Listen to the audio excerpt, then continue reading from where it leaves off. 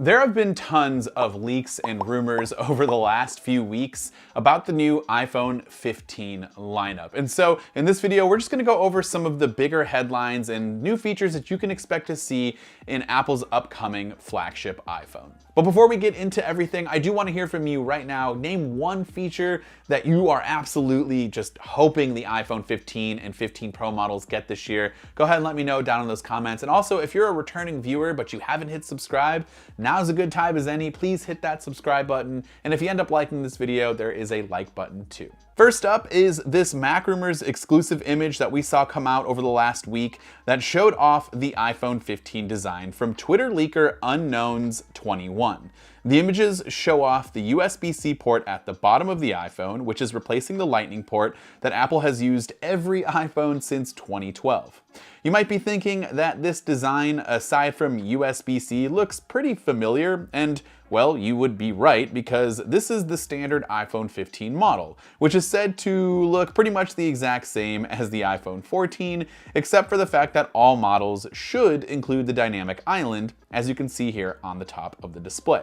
The same Twitter leaker also showed off the Pro chassis earlier this month, which really only showed us the USB-C port and also a glimpse of that transition to titanium over the current stainless steel frame that we have now.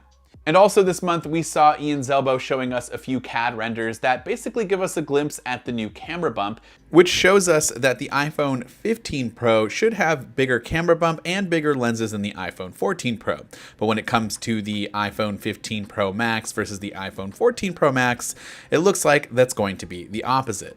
According to Ice Universe's dimensions, the iPhone 15 Pro Max's footprint is going to be smaller both in terms of height and width compared to the 14 Pro Max, but it is 5% thicker. But the CAD renders and accompanying dimensions suggest that the iPhone 15 Pro Max will have a less protrusive camera bump than previously expected, being about 0.59 millimeters shallower than that of the iPhone 14 Pro Max. And you can see here there's a chart of some more specifications. With rumors that the iPhone 15 Pro models will transition to solid-state buttons rather than physical buttons for the volume and power controls, we can expect to see some design changes there as well, though the renders do not appear to have the finished buttons included, as they are based on early CAD drawings likely sourced from Apple's suppliers. And then on the color side of things, for the Pro models, we have a brand new, deeper, darker red that's expected to be coming out later this year. And honestly, it looks really, really cool. And hopefully this is what we get. And then for the standard 15 models, there's a deeper pink being described as telemagenta, and then a blue option being described as Picton blue. And one thing to note about that deeper, darker red for the Pro models, you can see here in this image that we have created, it's kind of a stainless steel frame still, and we are expecting a titanium frame. And so my guess is that there won't be that kind of glossy finish or that brighter finish that you get with stainless steel. And so I would expect it to kind of be a little bit muted and matte, kind of like the frosted glass on the back, which to me makes it look even better.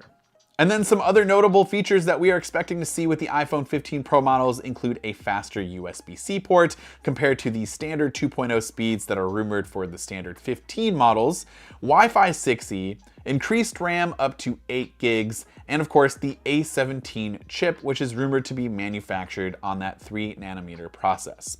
Of course, I'd love to hear from you in the comments down below. What are you thinking about the latest iPhone 15 and 15 Pro models?